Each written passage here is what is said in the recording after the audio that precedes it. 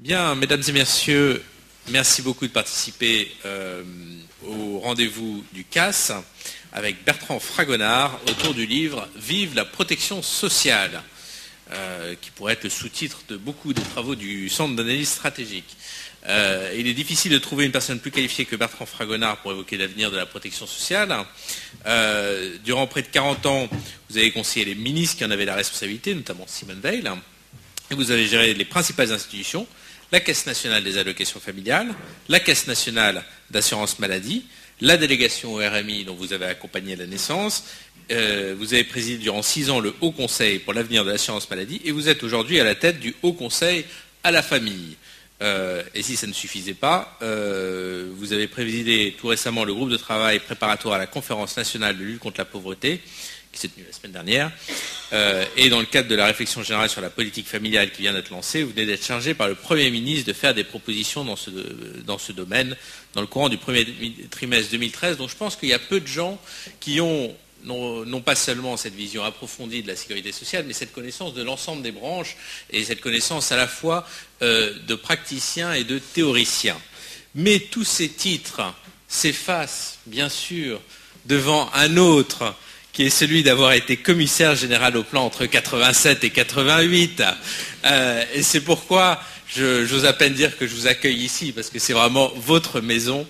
J'espère que vous la retrouvez avec plaisir, qu'elle n'a pas trop changé. On essaye de la préserver du mieux possible et d'en préserver au moins la qualité de l'héritage et des travaux.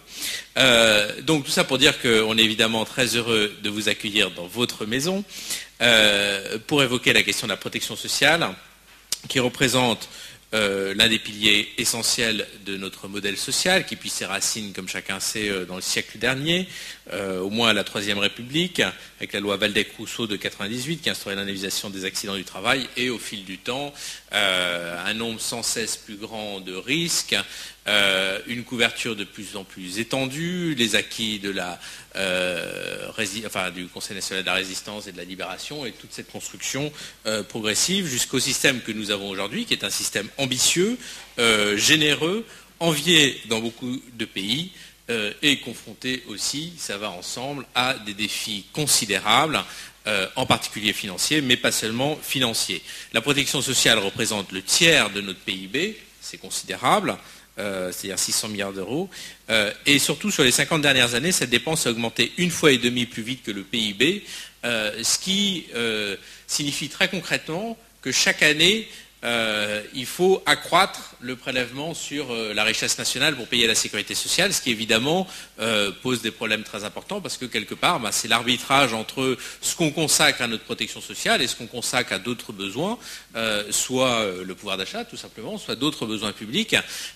Et ça ne veut pas dire que c'est un problème, parce qu'après tout, on ne peut pas dire a priori quel est le bon taux d'augmentation. Il dépend des préférences collectives, il dépend de ce qu'on attend de notre société et de notre État, mais ça impose en tout cas une exigence extrêmement forte sur l'efficience de cette dépense, puisqu'elle absorbe cette part sans cesse croissance de la richesse nationale.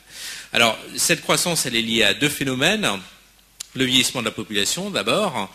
C'est, comme chacun sait, une très bonne nouvelle, mais avec des conséquences très mécaniques sur les régimes de retraite en particulier. Et l'augmentation continue des dépenses de santé ensuite. Je dis ensuite parce que contrairement à ce qu'on lit parfois, le vieillissement de la population n'est pas le facteur majeur, on l'a dit dans d'autres travaux du Centre d'analyse stratégique, dans l'évolution des dépenses de santé, parce que par chance, on vit plus vieux, mais on vit aussi plus vieux en meilleure santé, et donc c'est pas parce qu'on vit plus vieux que mécaniquement ça entraîne une augmentation considérable des dépenses de santé, un peu quand même parce que la part des personnes âgées dans la population totale a tendance à augmenter, mais pour l'essentiel, c'est lié à d'autres phénomènes, au progrès technique, à l'apparition de nouveaux médicaments, de nouveaux traitements, et là aussi, il y a derrière des choix qui sont des véritables choix de société qui sont évidemment difficiles. Alors, là où ça se complique encore, c'est que tout en ayant ce niveau de dépenses qui augmente et ces prélèvements qui augmentent, les Français ont globalement le sentiment d'être moins bien soignés, peut-être pas, parce qu'ils ont quand même conscience qu'on a des traitements qui s'améliorent par rapport à ce qu'on avait par le passé, mais ils ont l'impression que la part qu'on leur demande à eux personnellement a tendance à croître, au fil des plans successifs notamment, que les hôpitaux sont surchargés, que les délais d'attente s'allongent pour certains spécialistes, qui sont confrontés également à des inégalités dans la couverture de santé en termes de déserts médicaux, on en parle beaucoup ces derniers temps, en termes de fermeture de certains hôpitaux, en termes de dépassement d'honoraires, et tout ça suscite des critiques non seulement sur le système de santé, mais aussi sur la manière dont on a accumulé les plans successifs pour essayer d'y répondre. Tout ça fait évidemment que derrière l'attachement général, et je pense qu'il l'est à la sécurité sociale, il y a une exigence de plus en plus grande à laquelle pour l'instant on ne peut pas dire qu'on ait apporté une réponse définitive. Alors on n'apportera jamais une réponse définitive, mais il est intéressant en tout cas de prendre un peu de recul, ce que fait précisément cet ouvrage, pour savoir comment est-ce qu'on peut essayer d'apporter des réponses globales et pas seulement des plans successifs de réforme. C'est ce à quoi vous vous livrez dans votre livre, Bertrand Fragonard, en délivrant un examen minutieux de chacun de ces enjeux, en passant en revue de manière très méthodique les différentes branches, en examinant certains scénarios, scénarios d'évolution et scénarios de réforme. Et ce qui est très attachant dans cet ouvrage, c'est que vous le faites avec celui qui a un attachement profond à notre système de sécurité sociale, et le titre le dit assez bien, mais en même temps une analyse sans concession, parfaitement lucide de quels sont les défis auxquels il est confronté et des réponses qui doivent y être apportées. Finalement, c'est un peu ce qu'on attend de notre docteur. Vous avez de la sympathie pour le patient, mais en même temps, vous vous dites qu'il faut lui dire la vérité en face. Donc, docteur Fragonard, dites-nous ce qu'il faut faire pour réformer notre protection sociale. Merci.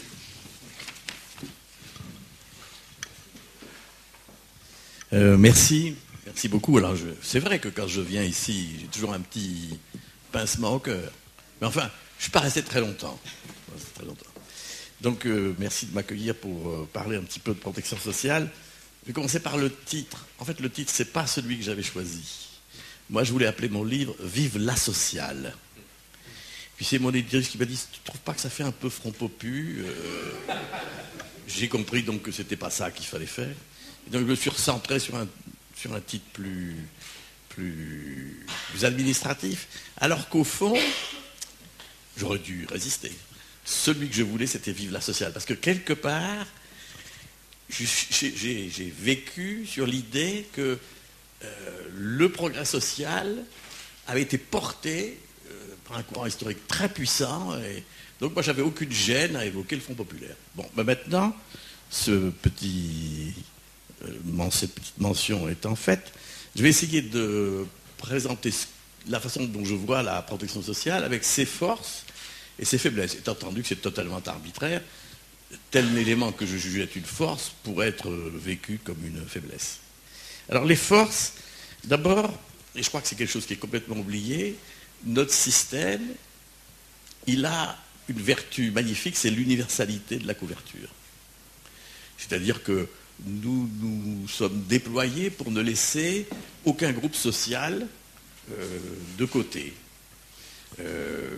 Si vous regardez la couverture par les régimes de base, on a peu à peu réintégré dans la communauté des assurés la totalité de la population, et on l'a fait avec beaucoup de méthodes, un esprit de conquête très réel, ce qui fait que quand on a basculé sur le plan conceptuel en disant on généralise, au fond, on n'a fait que consolider une situation qui avait été bâtie à partir des années 40 et quelquefois avant, pour dire il n'y a aucune personne de la communauté nationale qui doit être à l'écart d'un système de protection sociale. Et c'est très net sur la généralisation, sur la régime de base, où au fond, nous n'avons plus guère de conditions d'activité préalables, elles s'effacent, et où, quelque part, nous cherchons à combler les petits trous, les interstices. Il y en a encore, mais ça se réduit, et par exemple, le débat sur la flexisécurité ou les droits rechargeables, ça appartient à ce courant central consistant à dire qu'il faut assurer l'universalité et la continuité de la protection sociale. Alors moi, je trouve que c'est une force. On a à peu près le même processus de généralisation, d'universalité, sur la couverture complémentaire, qui est généralement mal connue, alors qu'au fond, elle s'est elle-même considérablement diffusée, Elle reste peut-être plus inégalitaire que la protection de base, mais elle fait partie de notre paysage et on voit mal des scénarios qui résorberaient la protection complémentaire. Donc, première force pour moi, la généralisation. Deuxième force, le haut niveau de protection sociale. Alors, je ne reviens pas sur le chiffre que tu as indiqué et qui traduit le fait que même si notre système n'est peut-être pas à l'optimum, il est puissant. Nous avons des prestations familiales encore puissantes. Nous avons un taux de remplacement sur les retraites élevé. Nous avons une indemnisation chômage de droit commun, je parle de l'allocation de retour à l'emploi, qui est plutôt puissante et assez respectueuse des intérêts des chômeurs. Nous avons un taux de remboursement de l'assurance maladie extrêmement élevé, même si les Français ont le sentiment qu'on grignote régulièrement le taux d'engagement de la Sécu. En fait, c'est une illusion, mais qui interpelle. Et notre taux d'engagement est extraordinairement puissant, ce qui fait que, compte tenu de la diffusion de la protection complémentaire, le reste à charge des ménages au moment où ils se soignent, et après tout c'est peut-être ça le bon critère, est extrêmement faible. Et puis nous avons donc peu à peu assuré une couverture qui fait que les chocs de la vie n'ébranlent pas trop le budget des ménages qui sont soumis à ces risques. Troisième force, surtout dans un pays aussi égalitaire que le nôtre, c'est une protection sociale relativement homogène. Alors, malgré la pluralité des régimes, il faut dire que la pluralité des régimes, à certains moments, ça devient un pittoresque sinistre, parce qu'on finit par se demander pourquoi il y a autant de régimes pour une protection sociale assez homogène. Ce qui est très intéressant, c'est que les Français n'ont pas ce sentiment-là. Ils ont toujours le sentiment que le voisin de l'autre régime est mieux traité. En fait, quand on regarde, c'est à peu près homogène. Nous sommes arrivés à une très forte uniformité sur les prestations familiales. Le régime d'assurance maladie assure des prestations en nature identiques. Nous avons des régimes de retraite, j'y reviendrai, assez égalitaires. On ne voit pas de... Par contre, quand on se rapproche, on voit effectivement encore des divergences. Et c'est celles-là qui sont quelquefois mal vécues. Par exemple, le thème que les retraites des fonctionnaires sont beaucoup plus élevées que les retraites du secteur privé, etc. En fait, il y a quelques risques sur lesquels on n'est pas arrivé du tout à l'homogénéité. Par exemple, le veuvage. Il est vrai que ça n'intéresse personne, très franchement. Mais si vous regardez effectivement le veuvage, on voit bien qu'on a trois Frances totalement inégalitaires. La France des cadres, la France des fonctionnaires et la France des petits salariés du privé qui n'ont pas de couverture complémentaire puissante. Enfin, je dirais ça, tenter de dire que nos discordances sur les pensions de réversion, tout ça, c'est de deuxième grandeur, même si pour les gens intéressés, ça peut être significatif, au regard de quelque chose qui est ancré dans notre contrat social, c'est que tout le monde doit avoir à peu près le même niveau de protection. Et chaque fois qu'on a le sentiment qu'il y a quelque chose qui cloche, on ébranle l'unité d'adhésion à la sécurité sociale. Quatrième force, et ce sera la dernière, nous avons réussi à combiner à peu près deux tensions contradictoires. La première, c'est de protéger tout le monde, et la deuxième, c'est d'orienter une partie de la protection sociale vers les ménages de ressources modestes ou moyennes. C'est un sujet qui passionne, à mon avis trop, mais enfin, il est au cœur du débat. Alors, qu'est-ce qu'on sait faire?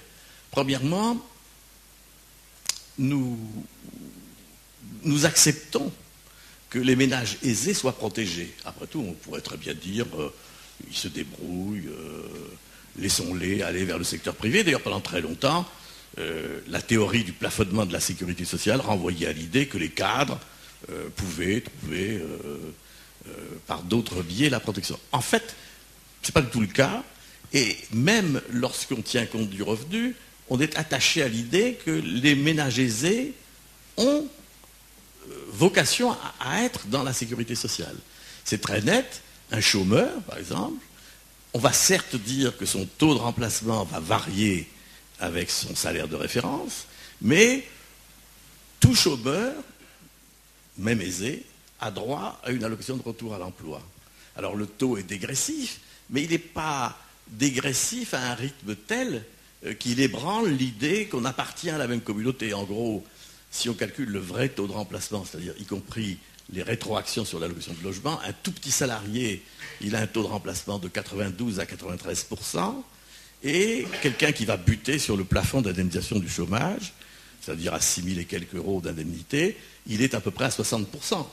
Donc au fond, on tient compte un peu du revenu, mais on n'écarte pas le chômeur. Si vous regardez le taux de remplacement en matière de retraite, il a aussi une certaine dégressivité, mais elle n'est pas scandaleusement rapide ou accusée.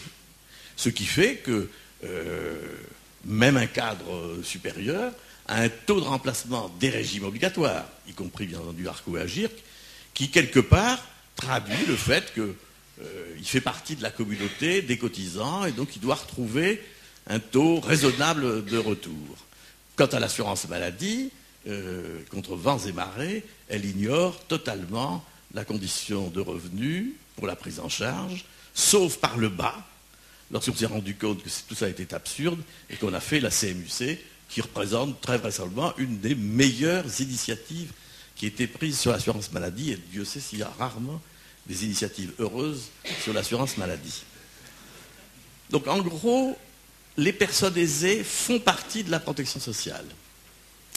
Et puis en même temps, on se dit quand même, la réalité c'est aussi qu'il y a des gens très pauvres, très modestes, il y a des chômeurs, il y a des travailleurs pauvres. Qu'est-ce qu'on peut faire ? Comment essayer de dériver, de tordre une partie de la protection sociale vers ces ménages ? C'est là qu'est le débat le plus vif.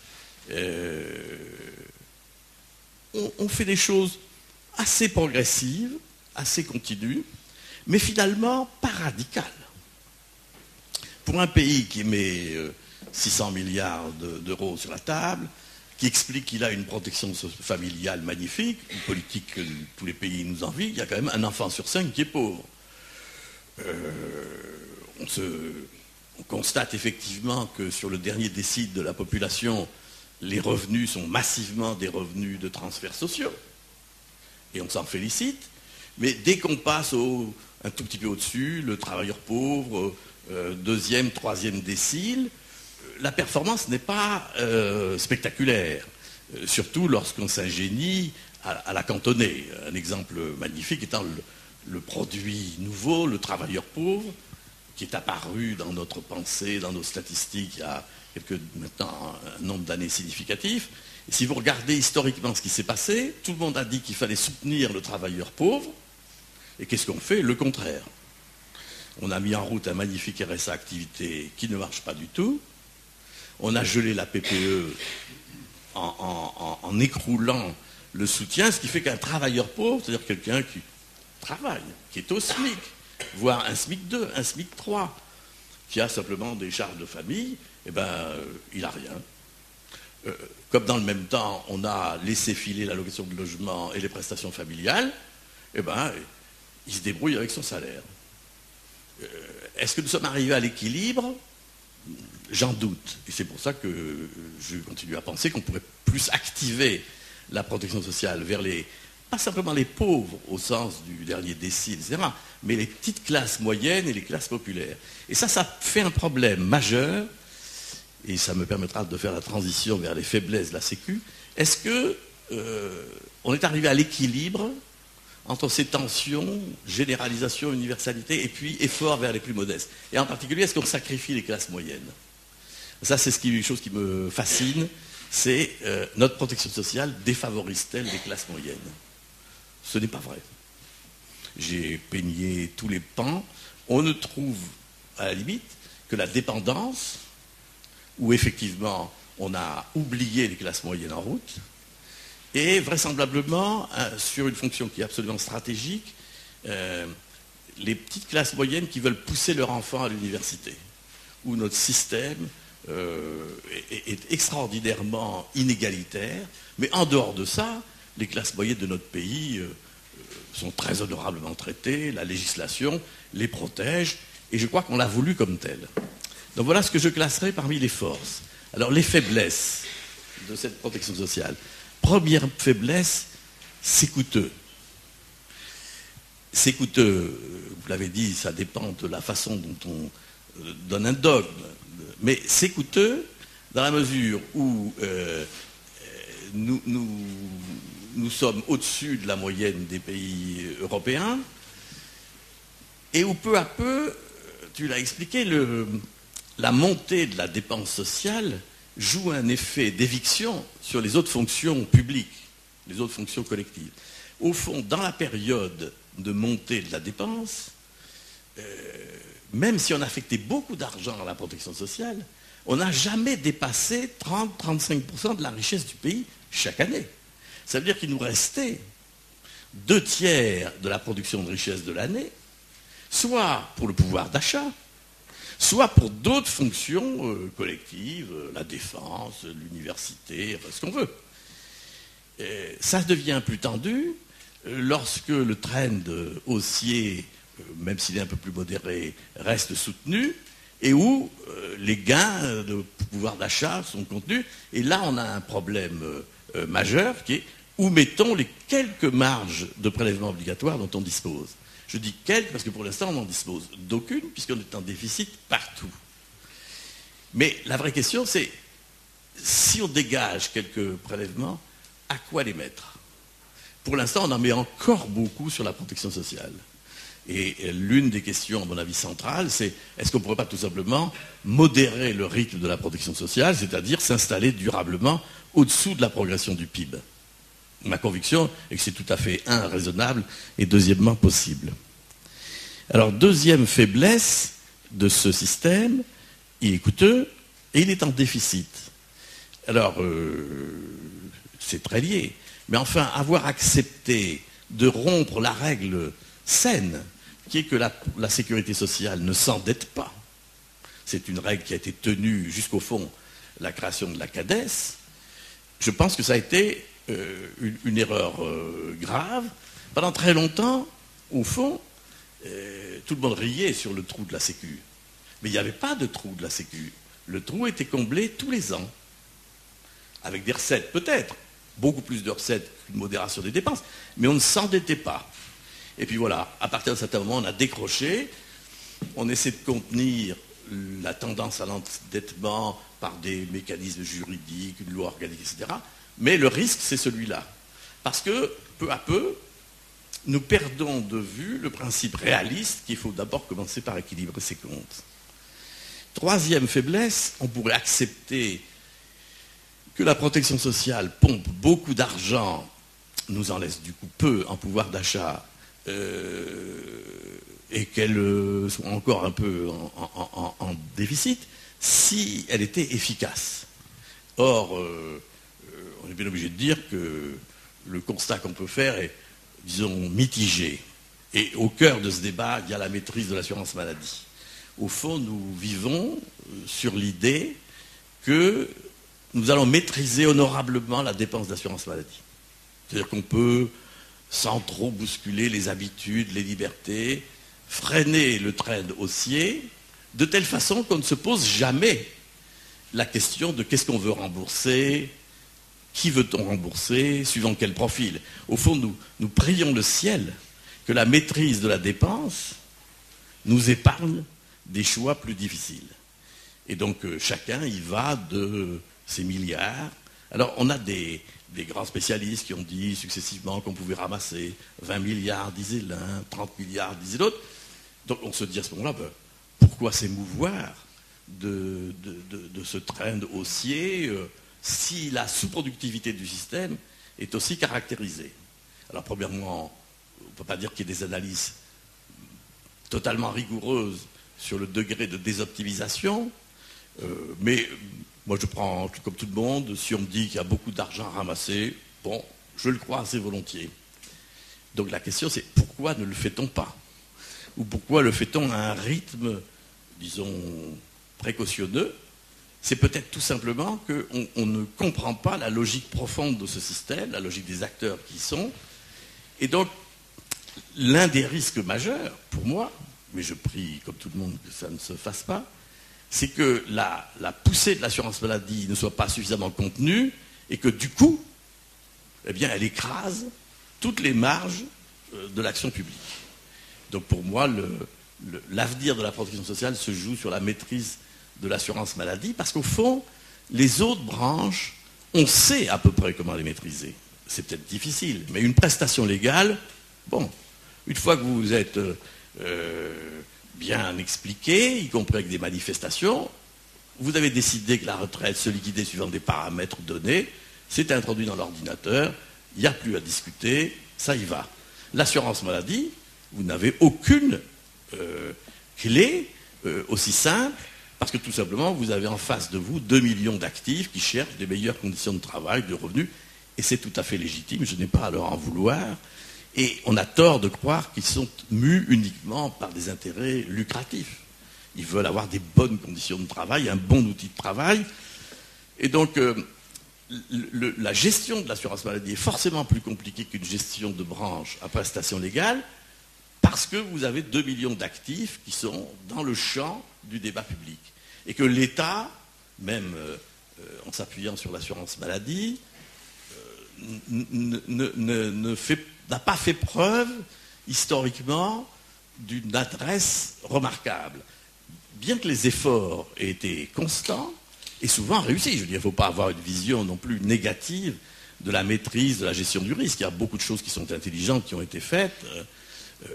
Lorsque peu à peu on a réussi à comprendre et exploiter le codage, on a pu progresser plus réellement dans la compréhension des mécanismes de la dépense. Mais enfin, on est loin du compte. Ou bien il y a 20 à 30 milliards à ramasser, ou il n'y en a pas. Mais on ne peut pas vivre dans l'ambiguïté, parce que pendant ce temps, ça évite de se poser éventuellement d'autres problèmes. Et or, ces autres problèmes, on devrait se les poser, parce que ce système merveilleux, c'est une faiblesse de plus, il laisse de côté des besoins dont on pourrait se dire qu'après tout, ils sont plus prioritaires. Qu'est-ce que c'est qu'un pays qui a autant d'argent sur la protection sociale, qui a un enfant sur 5 pauvres?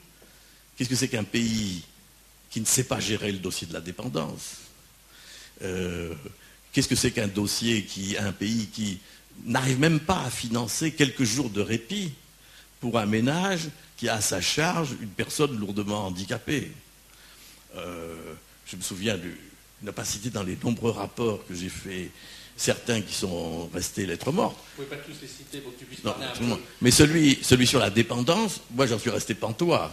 On avait fait un effort considérable pour ne pas flamber, enfin on n'était pas au casino pour jouer des sommes considérables. Bon, le gouvernement du moment a considéré qu'il n'avait pas les marges. Je ne dis pas qu'il ne voulait pas, je suis absolument convaincu qu'il avait, au début du processus, l'envie très sincère de régler mieux le problème de la dépendance. Au bout d'un temps, il a dit « je n'ai pas les marges ». Nous verrons si le gouvernement actuel trouve les marges. Mais quand on regarde tous les besoins sociaux qui sont réellement importants, on finit par se demander, mais il serait peut-être plus logique de traiter ce qui est vital pour certains groupes minoritaires, et on bute sur le fait que notre protection sociale, elle est non pas au plus offrant, mais il y a des gens, des risques qui sont dans l'oubli, qui se préoccupent par exemple des invalides dans ce pays. Tout le monde s'en fiche des invalides. On n'en parle pas. On parlera plus volontiers des chômeurs. C'est très intéressant d'ailleurs quand on parle des chômeurs. On oublie les chômeurs de la SS, alors que c'est un problème majeur. On a parlé du RSA ces derniers jours, et on va parler de l'art dans les conventions, la discussion conventionnelle. On n'entend plus parler non plus de l'ASS. Enfin, on a plein les invalides, les familles nombreuses, très modestes. Voilà un pays qui considère qu'il faut protéger les familles et qui expose certaines familles à des taux d'effort logement supérieurs à 35%. Donc on finit par se dire on n'est pas à l'optimum. Donc ça veut dire qu'il faut accepter de regarder ce qui est en cause. Et on verra bien sur le risque chômage. Si vous voulez faire des économies sur le risque chômage, parce qu'ils sont en déficit, vous avez le choix entre quoi? Vous pouvez diminuer le taux de remplacement, diminuer la durée, faire de l'allocation dégressive, mais vous pourriez aussi faire de la franchise. C'est-à-dire considérer et faire varier la franchise avec le revenu. C'est-à-dire considérer qu'après tout, les premières semaines d'un chômeur aisé, il peut très bien vivre avec son épargne. Donc tous ces éléments-là ne sont plus remis en débat parce que nous sommes figés dans un schéma trop monolithique dans lequel on n'essaie pas de casser la logique. Alors c'est pour ça que j'ai été très content qu'on me fasse réfléchir sur le bouclier sanitaire avec un insuccès radical. J'avais pensé pouvoir prolonger l'absurdité de mes rapports avec un rapport sur la franchise en assurance maladie variant avec le revenu. Au vu du succès du bouclier, je pense que j'ai bien fait de m'abstenir. Donc, le fond du problème, c'est que nous ne voulons plus toucher à la logique de nos indemnisations. Et alors que, après tout, le métier d'un assureur, ce serait de trouver des formules qui, justement, dirigent vers ce qui est le plus important. Donc tout ça est, à mon avis, dommage. La dernière faiblesse, et puis je m'arrêterai là, de notre système, c'est qu'au bout d'un temps, avec autant d'argent, les gens sont inquiets, maussades, ils ont le sentiment qu'on ne les protège plus, que tout va à volo, que c'est bien entendu l'autre qui profite. Nous n'avons absolument plus, nous ne sommes plus capables de créer un consensus autour de la protection sociale. C'est pour ça que les gens disent « Ah, il y a des tentations populistes ». Oui, il y a des tentations populistes. Et alors? Il faut les prendre comme telles. Qu'est-ce qu'on fait pour en parler intelligemment? Qu'est-ce qu'on fait pour décrire réellement l'incidence de la protection sociale? Moi, j'étais très intéressé de voir sur le RSA, là, ces derniers jours. On ne peut pas dire qu'on ait fait un choc bouleversant en augmentant de 10% ou 15% le RSA socle. Mais tout de suite, la presse s'est emparée de cette mesure emblématique. Certains pour la critiquer en disant « vous sombrez encore dans l'assistanat », mais personne n'a parlé, à mon avis, le vrai sujet du rapport, qui était les travailleurs pauvres, c'est-à-dire la remise en cause de l'échec cumulé du RSA activité et de la PPE. Et donc, nous n'avons plus de consensus. Et donc, les tentations populistes, des deux côtés, du genre, vous avez trop d'assistanat, vous en laissez trop aux riches, vous en prenez trop aux riches, etc. Ça traduit le fait qu'intellectuellement, il n'y a plus de consensus. Et moi, je pense qu'il faut retrouver du consensus. C'est à notre portée. Moi, ma conviction, c'est qu'on peut durablement travailler à PIB moins quelque chose en matière de protection sociale. C'est rigoureux, c'est audacieux, parce que si on veut, à l'intérieur de cette discipline globale, mieux traiter certains risques, il va bien falloir peser sur les grandes machines que sont les régimes de retraite. Ça, je crois que tout le monde a acté l'idée qu'il y aurait encore une réforme à venir, et l'assurance maladie. Sinon, si nous acceptons un peu de passivité sur l'assurance maladie, je crois que nous ne saurons pas ni retrouver du consensus, ni faire place à des risques sociaux qui me semblent plus stratégiques que ceux qui sont actuellement bien couverts. Voilà.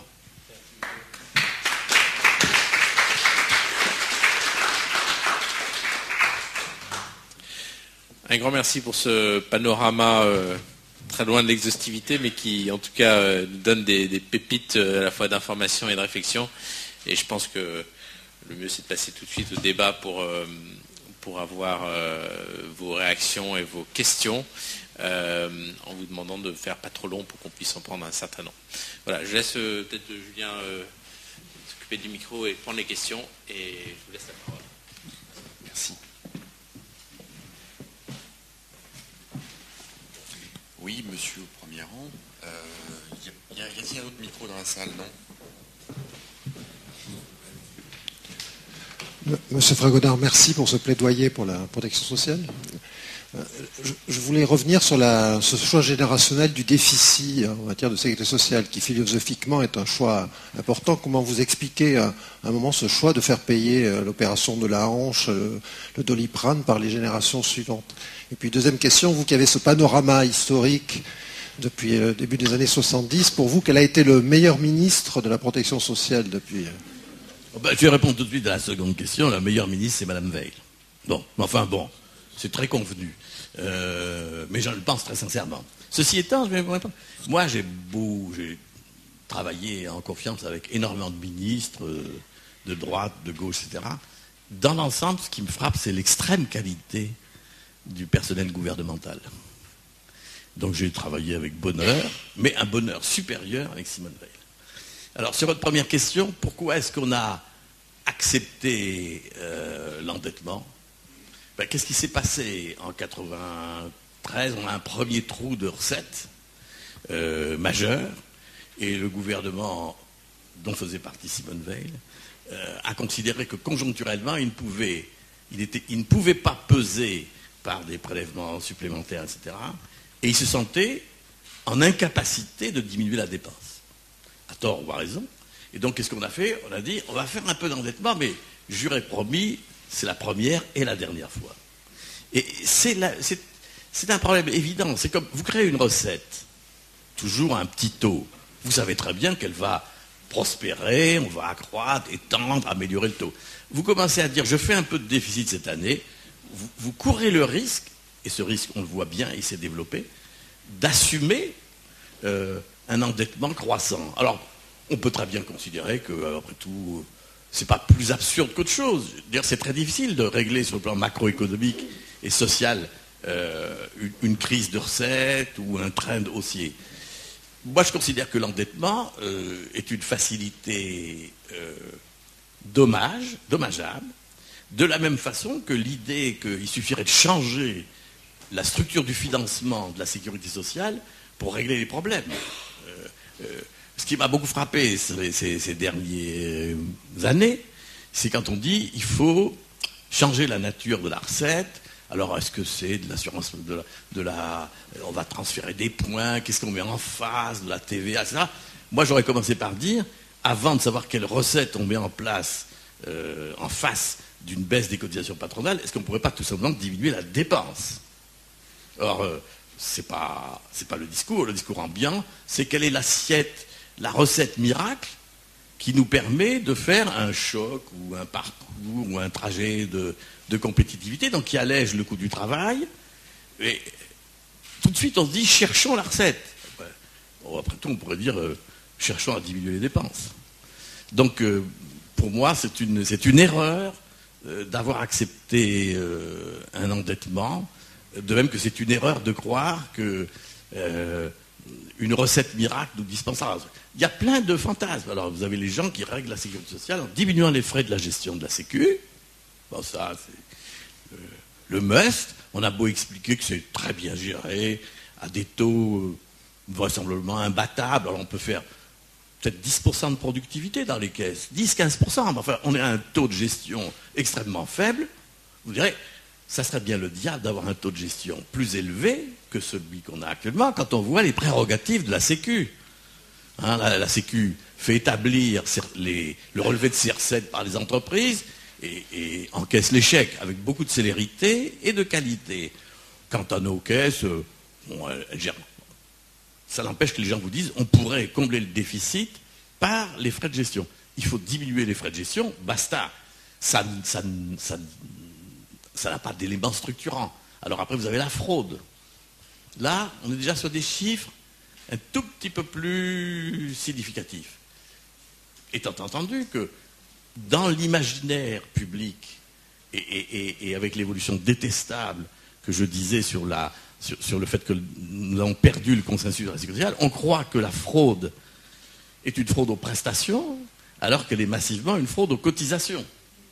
Et c'est autrement plus difficile d'expliquer la fraude aux cotisations et d'aller la débusquer que de critiquer Madame X, c'est souvent des dames d'ailleurs, hein, qui sont fraudeuses, qui cachent son concubin au coin de la chambre pour toucher une prestation majorée de quelques dizaines d'euros. Donc, c'est pas vrai. Il faut être rigoureux. Il y a un Premier ministre qui disait « Je suis un austère », il disait, je suis un austère qui se marre. Et moi, je suis un austère qui ne se marre pas. Il faut être rigoureux, vertueux, exigeant. Vive la sociale, ça veut dire il faut que chaque sou rende. On ne peut pas avoir de la facilité. C'est trop précieux, l'argent public. Et donc, il faut continuer. Oui, donc, alors, moi j'aurais une question pour Bertrand Fragonard. Bon, je pense que le message, c'est que on est privilégié puisque 600 milliards, c'est beaucoup pour une protection sociale qui est quand même foncièrement de qualité, mais on pourrait faire mieux. Bon, il y a un certain nombre de trous. Bon, il nous faudrait peut-être 20, 30 milliards pour combler les trous, et il ne s'agit pas évidemment d'en rajouter, mais plutôt d'essayer d'optimiser le système.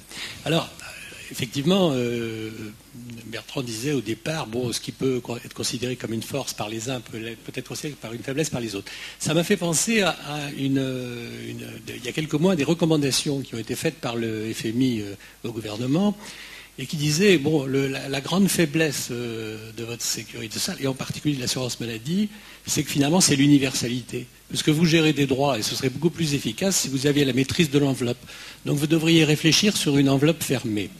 Alors, ma question est la suivante, et ça confirme effectivement la spécificité de l'assurance maladie au regard de l'universalité du système. C'est que, bon, on essaie d'avancer par consensus. Alors le problème, c'est consensus entre qui et qui. Moi, j'ai plutôt l'impression que pour l'instant, on recherche plus le consensus des professionnels de santé que le consensus de la population. Mais en gros, puisque c'est en quelque sorte notre point d'orgue, je voudrais que Bertrand Frankenberg nous dise quelles seraient les 4-5 mesures clés qui seraient à prendre pour réformer l'assurance maladie. Parce qu'en fin de compte, si on veut optimiser le système, il y a quand même quelques réformes à faire. Alors on a commencé avec les retraites. Comment pourrait-on poursuivre avec l'assurance maladie? Alors, je vais faire une remarque sur qu'est-ce que c'est qu'une enveloppe fermée en assurance maladie. Alors, il existe une enveloppe fermée, c'est l'ONDAM. Il n'existe pas d'enveloppe sur la dépense brute. Mais si on veut, après c'est un choix politique comme un autre, si on veut gérer l'assurance maladie en enveloppe fermée, il n'y a qu'à faire flotter le taux de prise en charge. Si tu dis, je vais essayer de faire en sorte que l'offre, c'est-à-dire la dépense brute, soit la plus intelligente possible, la plus pertinente, je vais chercher les marges de productivité, serrer les coûts, etc. Et puis, ça c'est une chose. Moi, puissance publique, je mets tant d'argent sur la table, comme une enveloppe fermée, ça s'appelle l'ONDAM. Et ça veut dire que tu fais varier ou pas le taux de prise en charge de l'assurance maladie. Alors, pour l'instant, aucun gouvernement n'a affiché l'idée qu'il ferait jouer au taux de prise en charge un rôle d'ajustement. Qu'est-ce qu'on fait? On tient la dépense, on essaie de la contenir, puis de temps en temps, on fait une mesure qui affecte le taux de remboursement. Mais c'est, à la limite, pas à partir d'une vision de doctrine, c'est à partir d'une urgence financière. Est-ce qu'on fait un bout de franchise ici, un petit bout de ticket modérateur là? Est-ce qu'on laisse dériver les tarifs de remboursement, ce qui crée quelques années après le problème des dépassements? Il n'y a jamais eu, en tout cas dans la doctrine officielle, l'idée que l'ONDAM, c'était une enveloppe fermée qui pouvait abriter une réflexion sur le taux de prise en charge. Mais on pourrait très bien gérer l'ONDAM comme une enveloppe fermée. Pour l'instant, on essaie d'esquiver le problème. Ça ne veut pas dire que les budgétaires de tout poil n'essaient pas de peser sur le taux de remboursement. Mais ils le font dans le désordre, avec le résultat magnifique que les gens sont persuadés que la sécurité sociale n'arrête pas de dérembourser. Si vous regardez, alors que notre taux de prise en charge, il est à peu près à 75%, enfin, on a perdu quoi? Peut-être un point, un petit point et demi. Bon, on est resté très puissant. Vous interrogez les Français, ils vous disent, on n'est plus remboursé par la Sécu. Et d'ailleurs, c'est très intéressant de voir à quelle vitesse on a popularisé ces 2-3 dernières années l'idée qu'on n'était plus remboursé qu'à 55% sur les soins de ville. Ça veut dire que nous n'arrivons pas à faire comprendre la logique de l'assurance maladie. Du coup, les Français qui ignorent qu'au fond, l'assurance maladie les abritera avec une extrême générosité lorsqu'ils seront vraiment malades, impotents, accidentés, etc., eh bien, ils disent, mais moi, dans la vie quotidienne, je suis toujours déremboursé. Or, quand vous regardez, non. Et d'ailleurs, le déremboursement, ce n'est pas du tout fait, comme on le pense, par une augmentation du reste à charge après complémentaire. Il s'est fait tout simplement en augmentant la part des complémentaires. Mais c'est peut-être très désagréable de payer une cotisation de complémentaire, mais enfin, on pourrait trouver désagréable aussi de payer une cotisation pour le régime de base. Mais en fait, la part des ménages, c'est-à-dire le RAC après complémentaire, il a diminué sur ces dernières années. Et bien les gens ont le sentiment inverse. Alors les chiffres sont quand même imbattables. Donc pour moi, comme on ne veut pas avoir une discussion politique au sens profond du terme, on fait des petits coups de canif dans le contrat. Et par exemple, moi je suis très intéressé par les problèmes de franchise. Je considère que c'est un excellent instrument de régulation, y compris variable de revenu. Quand vous regardez ce qui a été fait, il y a 2 gouvernements qui ont tâté un peu l'opération. Il y avait la franchise d'ordre public de Jacques Barrot, je crois que c'était Jacques Barrot qui avait fait ça, évacué. Puis vous avez après les petites franchises du gouvernement précédent. Et c'est très intéressant de voir à quel point on les a avancées avec regret. Alors d'abord, elles sont toutes petites quand même, enfin, 1,5 €, etc. Et vite, on a capé ça par un système de plafond, puis un double plafond, etc. Ça veut dire qu'on n'a pas le courage de dire les petites dépenses sont à votre charge. Eh bien, moi je trouve navrant qu'on n'ait pas eu de discussion politique. La seule discussion politique qu'on a eue ces dernières années, c'est la retraite. Et d'ailleurs, moi, ma conviction, c'est que les retraites, la réforme des retraites, elle a été beaucoup plus consensuelle et beaucoup plus continue qu'on ne dit. Les gens ont le sentiment que ça a toujours été heurté. D'ailleurs, Rocard avait dit 3 gouvernements qui allaient chuter. Aucun gouvernement n'a chuté, parce que si Juppé a chuté, c'est pas tellement pour la réforme des retraites, c'est qu'il avait vraiment chargé la barque, et en plus, il avait fait avec un sentiment de jubilation austère tellement fort que les gens ont rejeté. Mais en dehors de ça, moi je me souviens très bien, la retraite, la réforme des retraites de 93, c'est passé tellement bien que les gens sont persuadés qu'on l'a fait par décret au mois d'août, alors qu'on l'a fait par loi au mois de juillet, si j'ai bonne mémoire. Bon, mais ça fait rien. Ben regardez, là, on a eu un débat assez vif sur la retraite. Il n'y a pas eu de gouvernement qui a chuté. On a fait ça. Pourquoi? Parce qu'il y a eu vraisemblablement une vraie discussion politique. Alors les gens avaient des arguments différents, mais la discussion politique a fait progresser. En assurance maladie, on fuit. On fuit, c'est toujours l'autre. Le professionnel de santé, les dépassements, c'est l'hôpital privé, c'est la clinique privée, c'est l'hôpital public, la clinique privée, la convergence. Comment voulez-vous qu'un Français comprenne quelque chose lorsqu'il a le sentiment que c'est un monde totalement obscur, dans lequel on lui dit d'un côté que les médecins sont très mal payés en France, que de l'autre côté, ils sont scandaleusement engagés sur les dépassements, que l'hôpital public est merveilleux, mais les cliniques privées vous disent nous travaillons beaucoup moins cher. Il n'y a plus aucun débat en profondeur sur l'assurance maladie. Alors pour les autres branches, vous regardez, il n'y a peut-être pas beaucoup de débats publics, mais c'est géré. Si vous regardez les régimes complémentaires, là où les partenaires sociaux, au fond, ont le pouvoir, parce qu'ils signent, eh bien, ils y arrivent. Et je suis absolument convaincu que sur les régimes complémentaires de retraite, ils y arriveront. Sur le chômage, il y a eu une fois un échec, lorsqu'effectivement les partenaires sociaux ont dit nous n'y arrivons pas. Le gouvernement a repris la main, il a rebattu les cartes et il a rendu. Et il y a une vraie conscience, l'assurance maladie, quant aux prestations, il n'y a pas de débat du tout.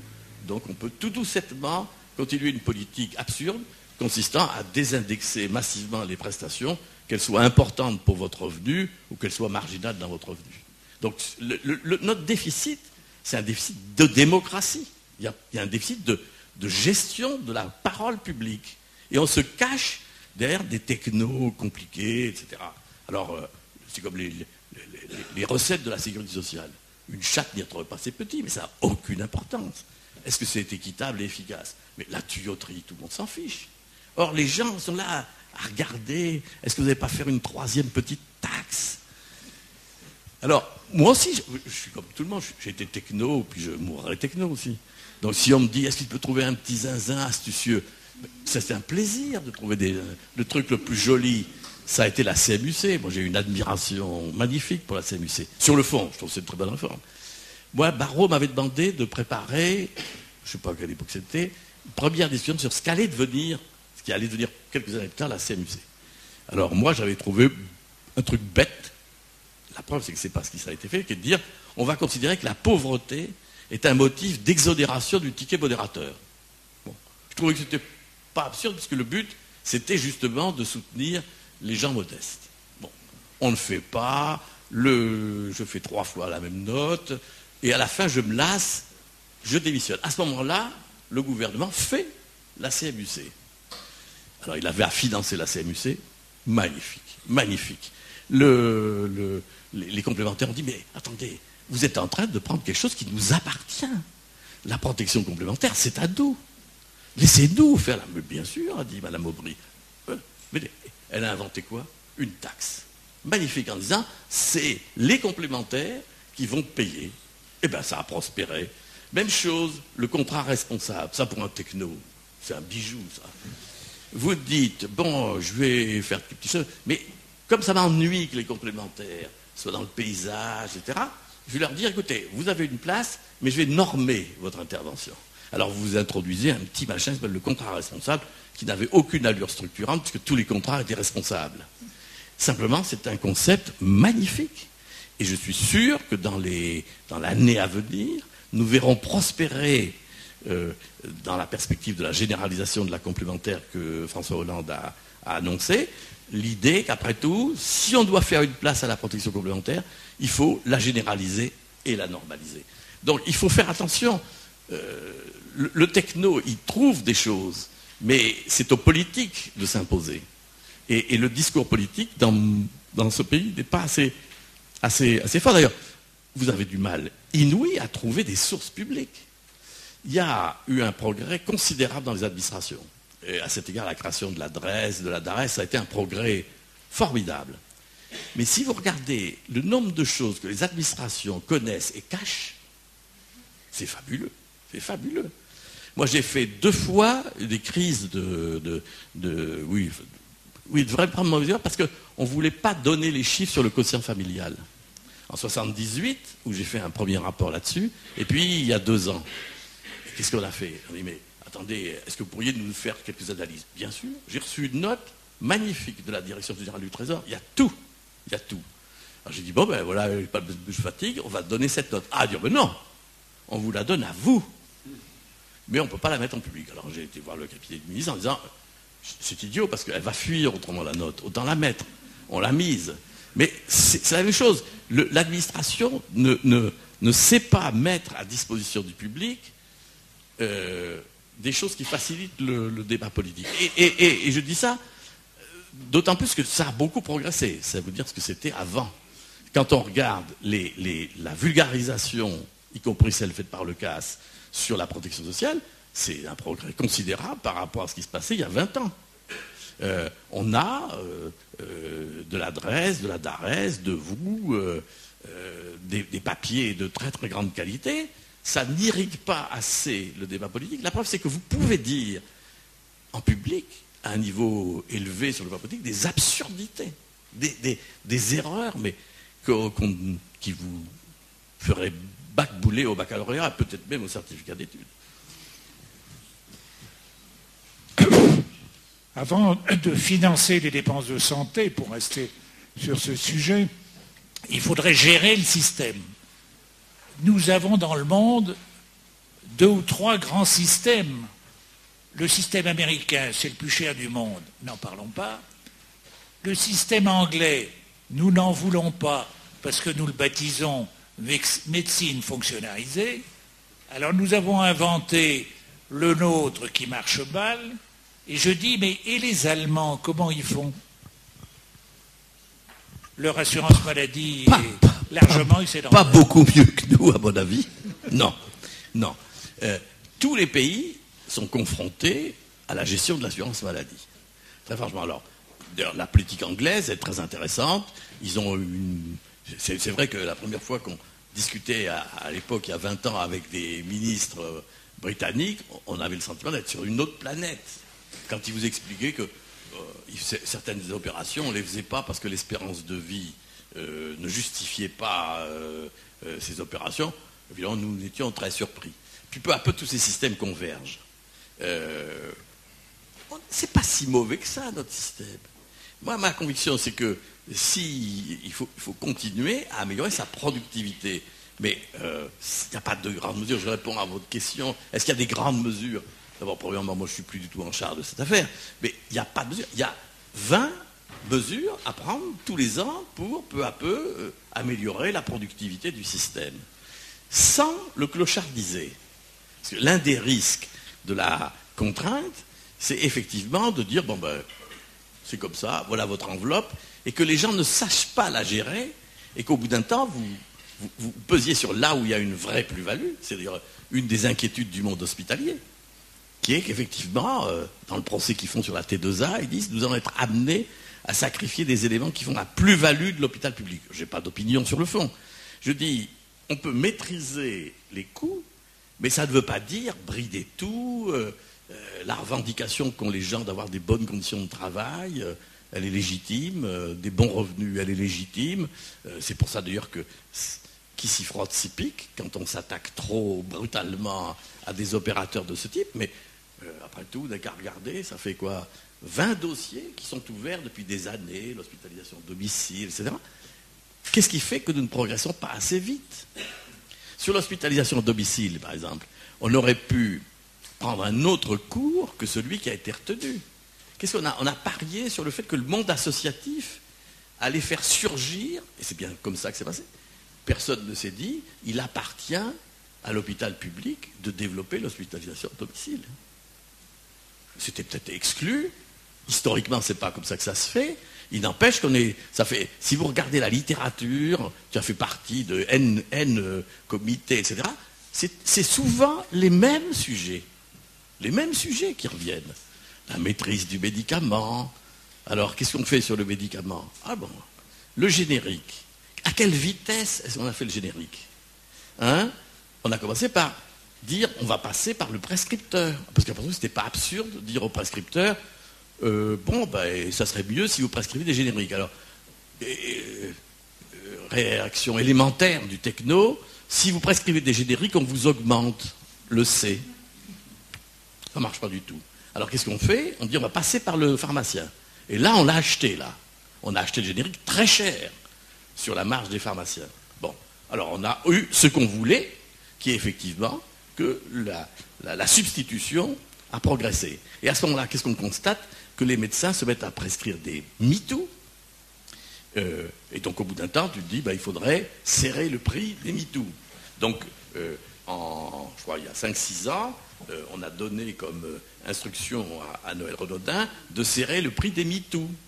Bon, on a mis combien de temps pour faire la réforme des génériques beaucoup d'années. Donc le problème n'est pas qu'on n'avait pas d'idée, le problème c'est qu'on ne savait pas conduire le changement sur des idées claires en disant voilà ce qu'on va. Alors on a mis vraisemblablement 4, 5, 6 ans de trop. Entre-temps, on a engouffré des milliards et des milliards. Donc les sujets, on les connaît. La productivité à l'hôpital, il y a quand même énormément de gens qui savent ce qui se passe dans un hôpital. Nous ne savons pas gérer le changement et du coup, nous nous réfugions derrière des circulaires administratives dont on pense qu'elles vont conduire les opérateurs à une gestion plus intelligente. C'est une erreur. Il faut faire beaucoup plus confiance. C'est pour ça que sur les ARS, pour moi, je considère que l'un des risques des ARS, c'est qu'on les normalise beaucoup trop tôt. Qu'on ne leur laisse pas la réalité de discuter. Or, aucune des têtes de réseau, que ce soit la CNAM ou le ministère, ne veut réellement que les ARS aient une autonomie, une enveloppe, des moyens d'action qui puissent jouer sur des accords conventionnels locaux. Il y a une méfiance instinctive. Nous faisons confiance à des administrations, enfin à une gestion administrative qui nous éloigne de ce que devrait être le changement. Mais c'est tout à fait possible. Moi, je n'ai aucun doute sur le fait qu'on finit peu à peu par avoir des résultats.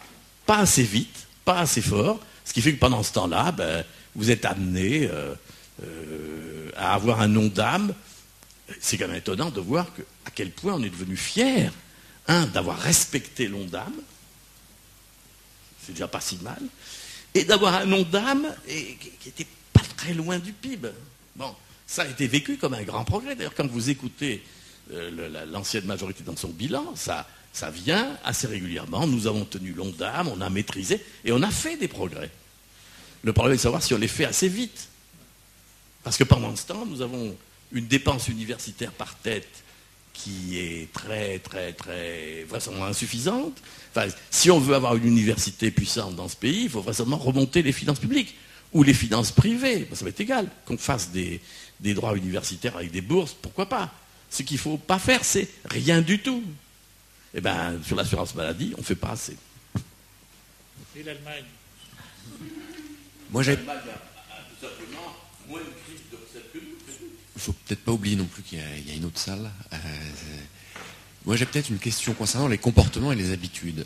En France, on va quand même plus souvent chez le médecin et on se voit prescrire plus de médicaments que nos voisins pour une espérance de vie qui est certes très honorable, mais qui n'est pas tellement plus importante que les Hollandais ou les Allemands. Y a-t-il des choses pour faire évoluer ces comportements, selon vous? Le nombre de fois où on va voir un médecin et le taux de prescription, effectivement, c'est assez... On est plutôt en pointe. C'est vrai qu'en Hollande, le taux de prescription, je crois que c'est de l'ordre de... Quand vous sortez d'un médecin généraliste, vous avez 4 fois sur 10 ou 5 fois sur 10 une prescription de médicaments. Chez nous, c'est plutôt 7 à 8 fois sur 10. Bon, mais ça fait des années qu'on essaie de bouger les comportements. Peu à peu, on s'est dit, on va visibiliser les comportements. À cet égard, le codage a été... C'est le moment de changement le plus marqué dans la gestion du risque. Parce qu'avant, très franchement, on écrivait des sottises. On faisait des accords donnant-donnant, on était roulé dans la farine. Quand j'étais directeur de l'ACNAM. Mais j'ai honte. Vous n'imaginez pas des bêtises que nous avons signées. Parce qu'on ne savait rien du tout. On signait des accords avec les radiologues, on ne savait rien du tout sur leur métier, et eux, ils avaient des bases de données magnifiques. Bon. Quand on a commencé à avoir le codage, on s'est mis à comprendre l'économie de la prescription médicamenteuse, la pratique des médecins, et alors, à tort ou à raison, la CNAM s'est dit, je peux utiliser ce potentiel de connaissance pour influencer le comportement. Et c'est allé assez loin, puisque par exemple, on a signé il y a 2 ans des accords assez novateurs sur le plan intellectuel, qui était le CAPI, en disant, écoutez, si vous changez votre comportement de prescription, vous aurez une prime. En gros, c'est un peu ça. Mais regardez à quelle vitesse, avec quelle lenteur, on développe la connaissance de l'économie hospitalière. Il n'y a aucun chaînage, aucune lisibilité à l'hôpital, donc on ne sait absolument pas comment ce système fonctionne, sauf quand vous avez localement des gens qui s'y mettent, et généralement ils découvrent des choses passionnantes, puis ça s'arrête là. Donc la gestion du risque, c'est un métier très difficile. Moi, je ne suis pas sûr qu'un assureur privé ferait mieux. Je ne suis pas sûr. Je ne peux pas dire le contraire, mais je ne suis pas sûr. Donc c'est un métier. Est-ce qu'on améliore la gestion? Oui, je trouve que même si les résultats ne sont pas spectaculaires, la gestion du risque a progressé. Tout le problème, c'est de savoir si vous progressez à un rythme suffisant compte tenu des contradictions financières où nous nous trouvons.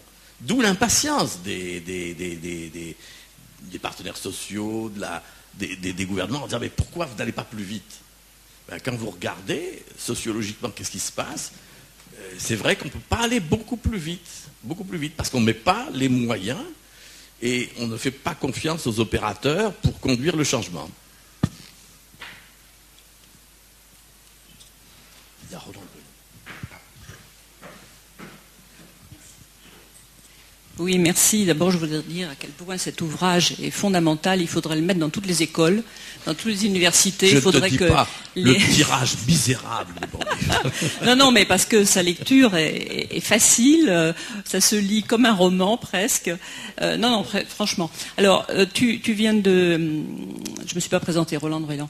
Tu viens de répondre là sur d'autres mesures à prendre, parce que la première partie de tes réponses, c'était sur le ticket modérateur, sur l'ajustement, franchise ou pas franchise. Il y a quand même bien d'autres, et c'est développé dans le livre, bien d'autres solutions. Et notamment les problèmes d'organisation quand même du système de soins. Mais là, ça vient d'être abordé. La gestion du risque, bien sûr, on ne peut pas faire le grand soir. Le problème n'est pas de faire le grand soir. Mais l'organisation de notre système de soins en France pose quand même quelques problèmes entre la ville et l'hôpital. Donc il est vrai qu'il faut laisser les ARS faire cela. Bon, mais moi je voulais poser une autre question qui est en relation avec le bouclier, les franchises, etc. Si un jour, comme on entend parfois le dire, on devait fusionner l'impôt sur le revenu et la CSG, la sécurité sociale, donc l'assurance maladie, dont l'assurance maladie serait financée peut-être par un impôt progressif. À ce moment-là, pourrait-on en plus faire du remboursement en fonction des revenus? Je n'en sais rien. D'abord parce que, premièrement, on n'a pas fait la fusion hier-CSG comme tu le dis. J'ai senti dans les propos du président de la République que ce n'était pas immédiat. Ça, c'est un débat que je trouve tout à fait fondamental. Si on dit qu'il faut réorienter la protection sociale sur un mode plus redistributif, en gros, on peut le faire soit par les prélèvements, soit par la dépense. Et c'est un débat que j'ai eu avec Pifto depuis 10 ans, pas la même opinion. Lui, il dit, il n'est pas question de faire entrer le revenu dans les conditions de remboursement de l'assurance maladie. Si on veut qu'il y ait plus de redistributivité dans le système, il n'y a qu'à tout simplement accroître la progressivité des prélèvements. Et mon sentiment est que ce n'est pas évident. C'est pas évident parce que on pourrait se dire que sur le chômage, par exemple, on ne dit pas que on va accroître la progressivité des cotisations. On a accepté une certaine dégressivité du taux de remplacement. Pour les retraites, on a accepté aussi une certaine dégressivité du taux de remplacement. Pourquoi est-ce qu'on n'accepterait pas qu'il y ait une certaine progressivité du reste à charge? Donc c'est une question tout à fait ouverte. L'essentiel est qu'on y apporte une réponse. Alors on peut y apporter la réponse que tu semblais évoquer, consistant à dire augmentons la redistributivité par les prélèvements. Moi je me dis, puis de toute façon moi on m'avait dit d'étudier le bouclier, alors j'ai trouvé des vertus au bouclier. Mais en fait, je suis absolument convaincu que c'est la franchise. Et quand je dis ça, ça bouleverse la Sécu. D'ailleurs, dans ces lieux-là, en 92, je présidais une commission et j'avais mis au vote une franchise au premier euro en assurance maladie. 18 votants, une voix pour, c'était la mienne, 17 voix contre. On refait le débat, on aura le même résultat. C'est un vrai problème. D'ailleurs, c'est pour ça que je ne suis pas du tout gêné que le bouclier ça soit pas venu, ou la France. C'est un choc qui n'est pas admissible. Pourquoi? Parce que, nous vivons sur l'idée qu'on n'en a pas besoin, parce qu'on va tenir la dépense, va contenir la dépense par une meilleure organisation de l'offre. Donc pourquoi s'embêter? Aller traficoter quelque chose qui fait l'objet d'un consensus. Et là, on touche au hard. Pour les Français, la protection sociale, c'est la Sécu. Et pour les Français, la Sécu, c'est l'assurance maladie. Et l'assurance maladie, c'est tout le monde a le même taux de remboursement. C'est pas évident. Donc, moi, ça ne m'a pas semblé du tout choquant qu'on étudie le système de bouclier. Mais je comprendrais très bien qu'on dise non, c'est pas possible. Il faut admettre que tout le monde a le même taux de remboursement. Pourquoi pas? On a vécu comme ça, et je pense qu'on va vivre encore pendant des années comme ça. Mais à ce moment-là, assumons cette idée-là. Alors on l'a assumé partiellement en faisant la CMU. Puisque finalement, c'était quoi la CMU? C'était constater qu'avec notre vision égalitaire d'une prise en charge homogène, les gens modestes, eux, ils ne pouvaient pas se soigner, ou pas suffisamment se soigner, parce que les tâches complémentaires n'étaient pas généralisées. Qu'est-ce qu'on a fait? On a introduit la condition de revenu par le bas dans la zone des complémentaires. Puis on s'est arrêté là.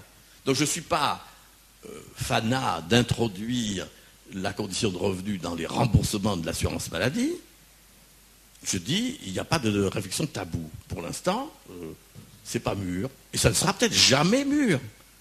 Parce que, pourquoi créer un choc politique aussi massif si on arrive à se sortir du problème de l'assurance maladie par d'autres voies? Et à cet égard, tu as raison de le dire. Tant qu'on a la conviction qu'on peut améliorer le système, l'offre de soins, alors Là, la dernière fois, le HK m'a dit, sur les hospitalisations évitables, dans la dépendance, etc., pour les personnes âgées, il y a 2 milliards à ramasser. Il y a 2 milliards à ramasser. Bon, mais c'est la même chose. Pourquoi on ne ferait pas un Seguin 2 ? Seguin 1, c'était dire les ALD, pour la partie qui n'est pas liée à la maladie exonérante, eh ben, on va mettre un ticket modérateur. Pourquoi on ne mettrait pas un petit ticket modérateur sur les ALD ? Ben, voilà, on ramasserait 2,5 milliards. C'est pas plus bête. Je dirais même c'est plus intelligent que de ne pas faire la dépendance. Parce que c'est quand même extraordinaire que nous soyons un pays qui, voyant ce qu'est l'autisme, ce que sont les maladies lourdes qui pèsent sur les aidants familiaux, soit aussi inerte en acceptant qu'on fasse vivre l'entourage familial de ces personnes très lourdement handicapées ou en difficulté dans des conditions inadmissibles. Qu'est-ce que ça veut dire ? Qu'est-ce que ça veut dire de considérer qu'après tout, bon ben voilà, vous aurez droit à quelques heures de travail ménager, au demeurant mal organisé, confié à une poussière d'associations relativement peu productives. Ben voilà, c'est comme ça, débrouillez-vous. Nous acceptons des taux d'effort des ménages sur certains besoins sociaux énormes. Et pourquoi on ne les accepte pas pour l'assurance maladie ? Est-ce que c'est plus grave de mettre 1 ou 2 points de son revenu sur l'assurance maladie ? Ou est-ce qu'il est tout à fait logique que nous ayons des taux d'effort complètement absurdes là où il y a des risques sociaux forts ? Donc moi, je n'ai pas de tabou. Mais si on se débrouille pour équilibrer l'assurance maladie sans bouclier, sans franchise, je serais très content. Je ne me gêne pas du tout. Je ne fais pas de dogmatisme. Ce que je mesure tous les jours, c'est que nous écrasons les marges publiques de l'action publique en général parce qu'on est obligé de suivre quelque chose qui n'est pas maîtrisé. Mais je remarque qu'une fois de plus, on parle que de l'assurance maladie. Quoi ? C'est une question sur la famille et sur les retraites. Le chômage. C'est sur le débat démocratique en fait que je voulais poser une question et sur ce déficit dont vous avez, à mon avis, à juste titre parlé. Et croyez-vous pas qu'il tient d'une part à la complexité du système, alors là pas seulement maladie, mais aussi du système de retraite et du système en général de la manière dont est construite la protection sociale, ce qui fait que, y compris des élus de la nation, n'y comprennent rien et sont incapables de s'y retrouver. Au fait que ça a été une variable d'ajustement, notamment en termes d'emploi, qui a conduit à ce que on ait jusqu'à 30 milliards de cotisations sociales qui ne soient pas récupérées auprès des entreprises au nom de l'emploi, avec des succès dont on n'a jamais mesuré en réalité la pertinence.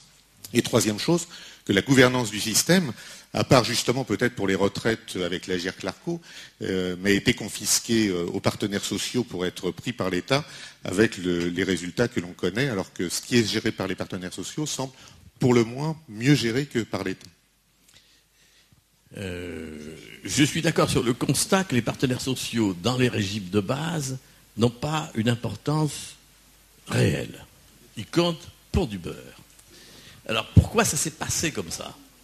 Ça s'est passé comme ça parce que pendant des années, il n'y avait que des bonnes nouvelles à annoncer, et donc l'État les a portées, chaque ministre arrivant, dont je vais réformer, et il réformait de façon positive. Et puis parce que les partenaires sociaux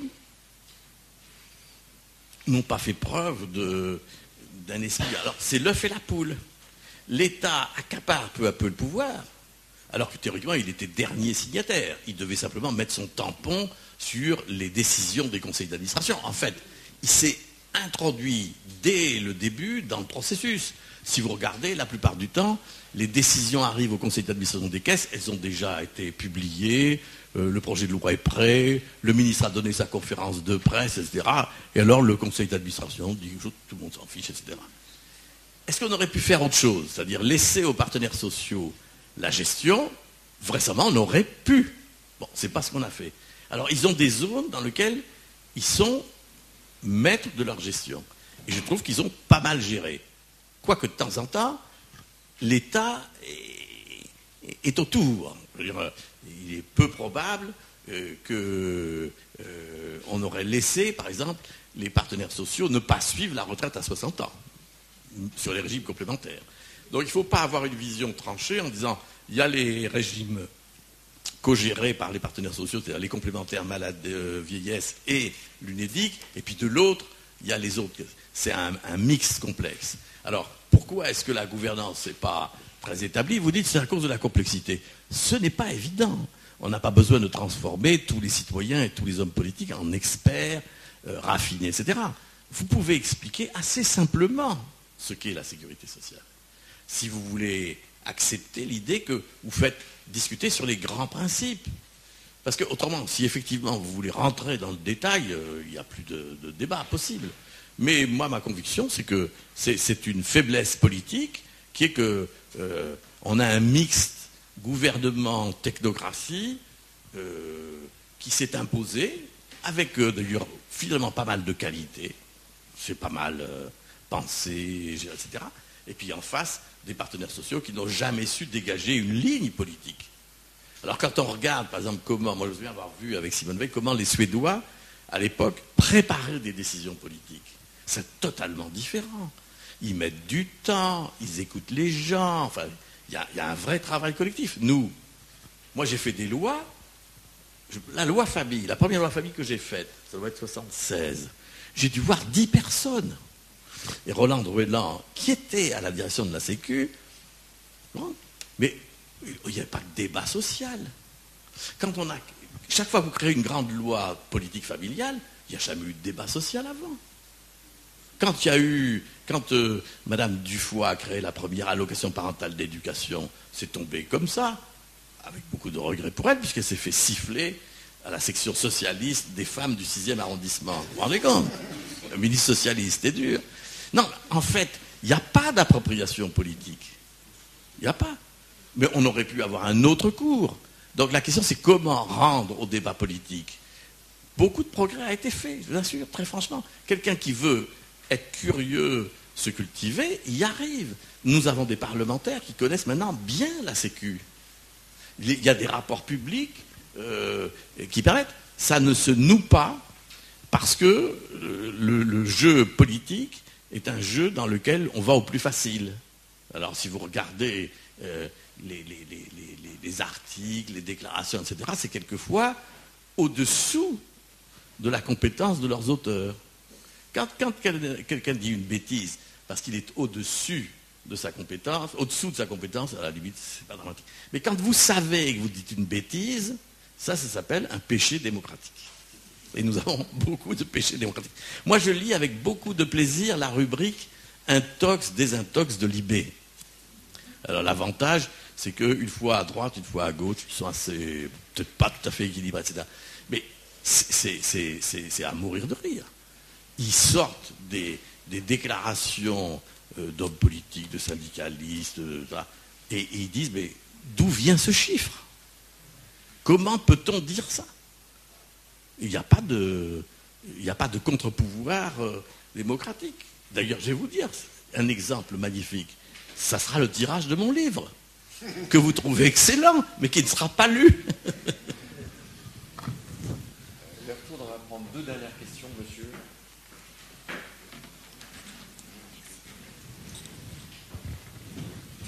Oui, merci. Comment tu as vécu les critiques vives sur le RMI, puisque tu viens d'évoquer l'échec du RSA? Est-ce que des choses étaient fondées ou est-ce que le débat a été pipé, y compris politiquement? D'abord, au début, le RMI n'a pas été critiqué. On a eu le sentiment qu'on allait pouvoir porter la politique du RMI dans ce qu'elle signifiait, c'est-à-dire une vraie politique d'insertion. En fait, on a été emporté par la masse des allocataires. Moi, ma thèse, c'est que le RMI ne marchait, on aurait bien marché, que si on était resté à 300 000 allocataires. Parce qu'on aurait pu faire le travail social. On a été emporté par le choc démographique, enfin, le nombre de gens, et on n'a pas réussi à avoir une politique suffisamment continue, ce qui fait que les gens ont été déçus peu à peu. Et quand ils sont déçus, ils ont cherché l'explication la plus facile. C'est des paresseux, ils ne veulent pas aller travailler, donc tu cherches des techniques très sophistiquées d'incitation au travail, etc. Et tout ça sature, parce que quand il n'y a pas de boulot, il n'y a pas de boulot. Il ne faut pas non plus exagérer. Donc, qu'est-ce qui s'est passé sur le RMI? Une acceptation frustrée qui est qu'on avait 1 million, puis un peu plus d'allocataires. Et on n'a pas réussi à convaincre, parce que les résultats n'étaient pas suffisamment effectifs, qu'il y avait derrière une vraie politique en profondeur de reconstitution des genres, Bon. Alors, c'est assez logique que les gens voient les défauts. Et qu'est-ce qu'ils voient comme défaut? La fraude. Bon, il y en a. Je serais tenté de dire, heureusement, ça fait partie de la vie. On a lutté contre la fraude, mais enfin, il ne faut pas s'étonner si quelqu'un qui n'a pas beaucoup de sous travaille au noir. Il faut vraiment être nunuche pour... Il faut l'empêcher de travailler au noir. Enfin, c'est une réaction assez naturelle. Il y a très peu de probabilité qu'on puisse vivre honnêtement, sans soutien familial et sans plus ou moins des ajustements avec le RSA ou avec le RMI. Donc on n'a pas réussi à faire comprendre que c'était une politique difficile et qu'il fallait s'arc-bouter. Et pourtant, toutes les analyses montrent qu'au fond, le comportement d'emploi des allocataires n'est pas du tout absurde, que dans l'ensemble, les gens cherchent du boulot, ils acceptent des boulots pas très bien payés. Bon. Il y a une espèce d'inquiétude sur, au fond, est-ce que garantir un petit revenu, c'est pas ronger l'incitation au travail? Et puis après, tu as eu un deuxième procès mal étudié, mal documenté sur c'est pas intéressant de travailler parce qu'au fond, quand tu travailles, tu gagnes à peine plus que quand tu ne travailles pas. D'où le thème de l'assistanat.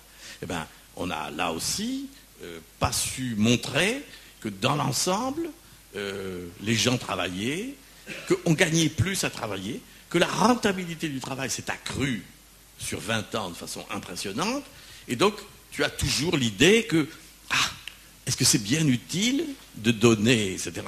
Mais qu'est-ce qui s'est passé? Effectivement, on n'a pas fait ce qu'il fallait pour rassurer le travailleur pauvre.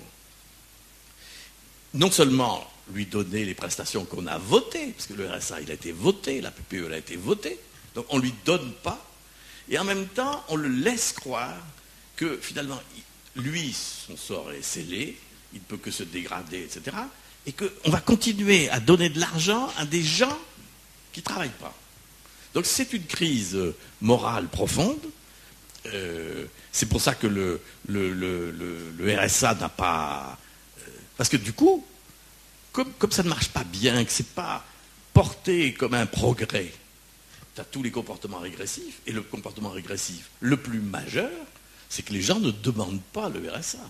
Moi, ça m'est égal qu'il y ait quelques fraudeurs au coin du bois, ou qu'il y ait quelques paresseux qui vivent, qui est à l'abri de 418 €, etc.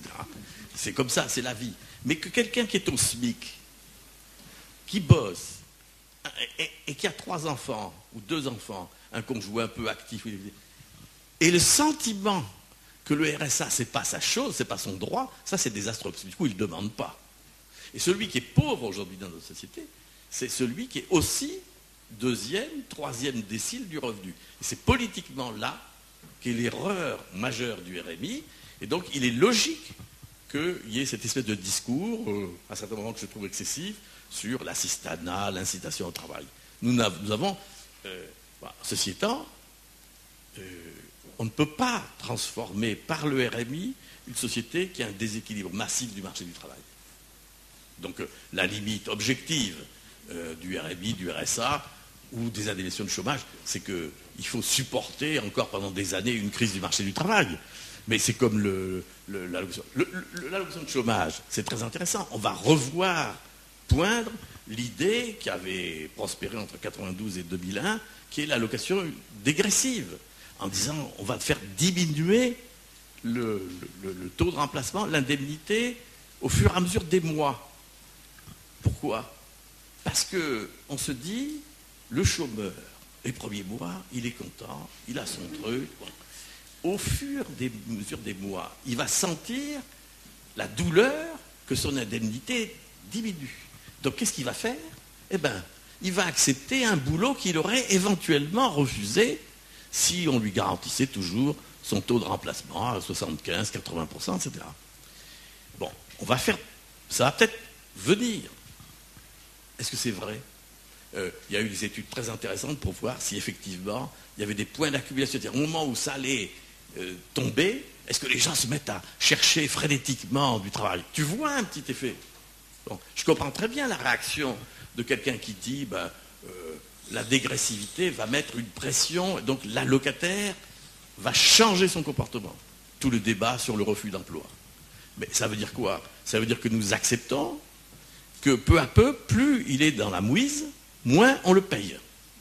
C'est d'ailleurs le raisonnement que nous avons pour les IJ maladies, puisque les IJ maladies complémentaires comprises diminuent avec les mois, ce qui fait que celui qui est gravement malade longtemps, il est bien moins indemnisé que lui-même tout à fait au début. Donc si tu dis je vais baisser l'allocation de chômage avec la durée, à l'intérieur de sa durée, qui a été l'AUD dans cette période-là, tu acceptes l'idée qu'au fur et à mesure des années, des mois, tu t'appauvris. Mais c'est comme ça, c'est la vie. Ben, on a abouti à quoi? À faire l'ASS. L'ASS, c'est pas autre chose que les premiers temps de l'indemnisation du chômage, tu es bien indemnisé, c'est l'art. Puis quand tu quittes l'art, parce que tu as épuisé tes droits au chômage, tu as droit, si tu as bossé 5 ans, dans les 10 ans qui travaillent, et si ton conjoint n'a pas trop de sous, tu as droit à avoir 475 €. Donc nous avons mis en route une conception de la protection du chômeur très articulée sur une forte baisse avec le temps, puisqu'on a un très bon taux de remplacement les premiers jours, puis peu à peu, alors, moi je veux bien qu'on durcisse encore, mais si j'avais à choisir de faire des économies, mettons, trouver 5% d'économies sur les indemnités, 10%, on a le choix entre dire, au lieu d'avoir le chômage au bout de 4 mois d'activité, on n'a qu'à mettre 6 mois. D'ailleurs, pendant très longtemps, on avait mis 6 mois. Tu tapes sur les gens dont la vie est heurtée de petit contrat en petit contrat. Tu peux jouer deuxième paramètre sur aujourd'hui, quand tu as 1 mois d'activité, tu as droit à 1 mois de chômage. C'est une règle 5, 1 mois, 1 mois. Tu peux baisser en disant le mois vous donnera non plus 1 mois d'indemnité, mais 28 jours, 27 jours. Ça veut dire que tu choisis une politique qui use le chômeur de longue durée, puisqu'il va supporter la baisse. Bon, tu peux faire de l'allocation unique dégressive. Tu peux durcir les paramètres pour tout le monde en disant je vais mettre 5 points de moins au taux de remplacement de tout le monde. Celui qui a 95%, il aura 90%. Celui qui est à 60%, il aura 55%. Pourquoi pas? Tu peux dire les premiers jours, c'est pour la franchise. Tu peux dire la franchise variera avec le revenu. C'est ça la vraie discussion.